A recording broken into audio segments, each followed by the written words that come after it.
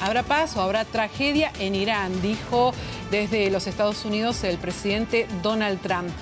Un Estado que durante muchos años intentó evitar volver a ingresar a una guerra, y ahora la pregunta es, con los Estados Unidos metidos en esta guerra en Medio Oriente, ¿qué puede pasar? Estamos con Graciela Ramos Pilnik, analista internacional que nos acompaña siempre. Bueno, bienvenida y gracias por poder tratar de darnos a conocer qué puede pasar con este conflicto, ¿no? Bueno, buenos días, Silvia querida, y buenos días, Adriana. Muchas gracias. Bueno, yo diría que no es un dato menor la incorporación de los Estados Unidos. Estados Unidos ha marcado esto no solamente por una cuestión de intereses, sino para marcar frente incluso a Rusia y a China quiénes son los que determinan el orden internacional. Y quienes determinan el orden internacional es quienes determinan las reglas de juego, de poder en el contexto internacional. Ha sido una incorporación, la de Trump, absolutamente importante y definitiva, porque Israel solo no podría haber logrado el éxito que ha logrado la participación de los Estados Unidos sobre esas tres centrales tan claves. ¿Qué es lo que puede pasar hacia futuro? Yo diría que por cierto tiempo, por más que ustedes mostraban recién el pedido de paz del nuevo Papa, ellos están en conflicto desde hace años. Y yo diría que hay un tema que es muy importante. Estados Unidos, o mejor dicho, en este caso Israel, aplica una doctrina. La doctrina se llama la doctrina del pulpo. ¿Y qué es la doctrina del pulpo? Terminar con los tentáculos, que son los proxies, o sea, Hamas, Hezbollah y la yihad islámica fundamentalmente, y luego ir por la cabeza, que es Irán. ¿Por qué? Porque Irán financia, patrocina, contribuye desde todo punto de vista a financiar el terrorismo que ataca fundamentalmente a Israel y a otras partes del mundo. Razón por la cual esa doctrina de Israel ha sido aplicada con éxito relativo hasta ahora gracias a la intervención norteamericana. Pero Israel aplica otra doctrina que se llama Dahiyá, que es ir a fondo, que si no hubiera sido por Estados Unidos no lo podría haber logrado. Entonces, el futuro de esto es el descabezamiento de los tentáculos, que son los grupos terroristas, que ya lo ha logrado en gran parte, porque ha decapitado más de 18 comandantes de Hezbollah, más de 10 de las fuerzas del sur del Líbano, también de Hezbollah, y una parte importantísima de los que diseñaron el ataque del 7 de octubre. Graciela, recién hablabas de la centralidad que quiere imponer Estados Unidos. ¿Se puede esperar una respuesta en ese sentido de China e Irán, queriendo también no quedar fuera de este juego? Tenemos, creo que, imágenes de lo que pasaba hoy en Moscú esta mañana con el canciller iraní yendo a visitar a Vladimir Putin para pedirle apoyo militar. Fue el canciller de Irán a pedirle que Rusia intervenga. ¿Se puede esperar que Rusia, del mismo modo que planteabas la centralidad de Estados Unidos, haga lo propio en este conflicto junto a China? Bueno, China ya ha mandado su apoyo. Se estima que es un apoyo militar con algunas fuerzas a Irán. Es decir, se han detectado que hay determinado tipo de aviones, que son aviones que transportan soldados y transportan armamento, que ya se ha dirigido hacia Irán. Eso por un lado China. Por el lado de Rusia, también es lógico que vaya a pedir, porque han sido tanto China como Rusia aliados permanentes de Irán, razón por la cual Putin es probable que le dé alguna ayuda, no mucha. ¿Por qué? Porque no puede distraer fuerzas de Ucrania, claro. Pero además, cuando se desata la guerra de Rusia con Ucrania, Estados Unidos le tuvo que quitar municiones que son tan escasas, municiones a Israel, para enviárselas a Ucrania, de modo tal que todo está relacionado con todo. Rusia yo creo que puede colaborar, el asunto es hasta qué punto puede colaborar, porque está definiendo la guerra en Ucrania, que de hecho será el gran exitoso por lo que se va observando. Pero la alianza estratégica entre China, entre Rusia y entre Irán existe. Pero además hay un dato que a mí me llamó enormemente la atención, que es que Irán ha utilizado misiles hipersónicos. Quienes primero llegan a esa tecnología son los chinos y después son los rusos, y Estados Unidos fue por detrás, que le ha costado muchísimo poder acceder a esa tecnología de lo hipersónico. ¿Y Estados Unidos puede terminar con las ambiciones nucleares de Irán? ¿O puede que si fracasa este conflicto sea mucho más largo y más mortal de lo que estamos viviendo? Yo creo que puede postergarlo, pero no, o neutralizarlo momentáneamente, pero no en forma definitiva, porque los países, por más allá del Tratado de No Proliferación Nuclear, los estados los que están tratando, eso tiene una denominación, que esa denominación es que en la medida que hubiere mayor número de estados con posibilidades de bombas nucleares o bombas atómicas, se dice difusión nuclear incompleta, es decir, que los que tienen armamento nuclear tienen mayores capacidades para imponer su voluntad que los que no la tienen.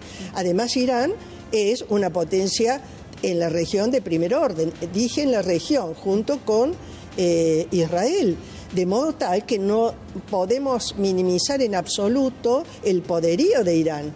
Eso por un lado, y después tiene su guardia revolucionaria, que la guardia revolucionaria es la que exporta el terrorismo a nivel mundial, con lo cual es absolutamente poderoso Irán. Más allá de que en esta contienda Estados Unidos haya intervenido y lleve algunas ventajas Israel. Graciela, el kit de la cuestión acá tiene que ver con la bomba nuclear que estaría produciendo Irán. Ahora, ¿por qué se le permite, por ejemplo, a India, Pakistán, Corea del Norte, que no están en el tratado, tener un arma nuclear? Incluso Israel no lo admite públicamente, pero todo el mundo supone que Israel también tiene un arma nuclear, y a Irán no. Bueno, acá hay un tema que es importantísimo, que es la Guerra Fría en Medio Oriente, la Guerra Fría entre suníes y chiíes, y no quisiera entrar mucho en ese tipo de discriminación, pero ¿qué pasa? Está Arabia Saudí, que conforma un bloque con todos aquellos países de la región que son suníes, que se opone a Irán, que lidera el bando de los chiíes, que son los que se quieren imponer, y en ese bando está también Siria, está Irak y está Líbano.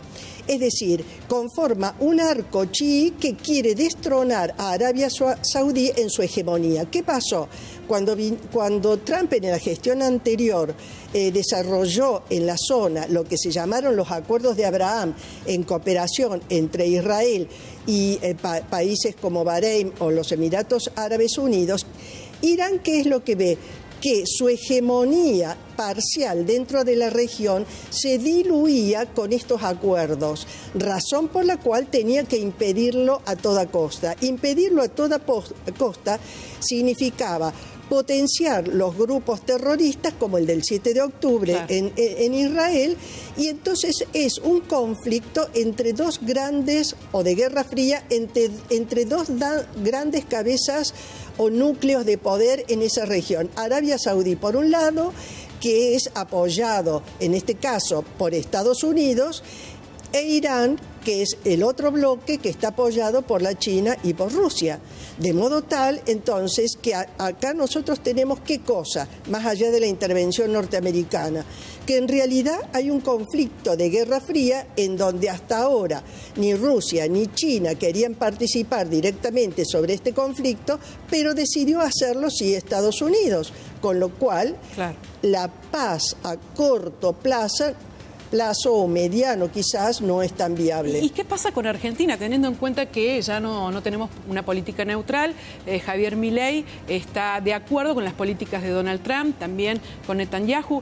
¿Qué puede pasar en cuanto a lo político, a la seguridad en Argentina y también en lo económico? Porque los combustibles seguramente van a tener su impacto después de esto. Y te agrego, Silvia, en lo político, teniendo en cuenta lo que pasó con la Embajada de Israel, con la AMIA en los años 90 y con Milei reposteando a favor del bombardeo de Trump, y hoy el canciller de Israel reposteando un bombardeo en Irán con la frase de Milei: viva la libertad, carajo, dijo el canciller de Israel. Bueno, la alianza estratégica de Milei con Israel es absoluta, porque además él hace una profesión de fe con el judaísmo. Eso por un lado, y si eso coincide con los intereses de Trump de apoyar en este sentido a Israel, nosotros formamos ya parte de una alianza. Esa es una parte. ¿Cuál es la otra parte? Si Israel ha descabezado a Hamas y a Hezbollah de esa zona, ¿a dónde se van? Y ahí viene una cuestión que es adicional. Patricia Bullrich ya el año pasado anunció de que 700 militantes de las fuerzas Quds de Irán habían ingresado a Sudamérica. Y este año, hace pocos meses, nuevamente tomado de la información de los países árabes, denunciaron en Argentina que habían ingresado 400 comandantes de campo con sus familias correspondientes a Hezbollah. Entonces, se está exportando, descabezando aquella zona y exportando todos esos núcleos hacia América del Sur. América del Sur, ellos tienen vía libre, la tienen pasaportes inclusive, sí, a partir de Venezuela y también por la asociación con Bolivia y con Brasil. ¿Qué ha pasado en Brasil? Hace una semana aproximadamente se ha hecho un gran evento universitario en Brasil en donde se vendía merchandising de Hezbollah. ¿Y qué pasaba? Anunciaban que había que operar en contra de Israel, a favor de Palestina y a favor de Irán. ¿Qué es lo que pasa? Irán tiene una gran universidad que se llama Al-Mustafa. La Universidad Al-Mustafa está dedicada a capturar personas de todas partes del mundo para convertirlas y que ayuden a la revolución islámica de Irán en el mundo. Esa universidad tiene sus redes en América del Sur y una de esas redes tiene que ver con los centros culturales. De hecho, el expresidente Castillo de Perú tenía una asociación con una persona que hay 5 centros culturales pro-iraníes dentro nada más que de Perú, además del asentamiento de Hezbollah en Brasil, en Venezuela, y no entramos a hablar de ahí de las otras asociaciones. Para seguir muy atentamente, Graciela.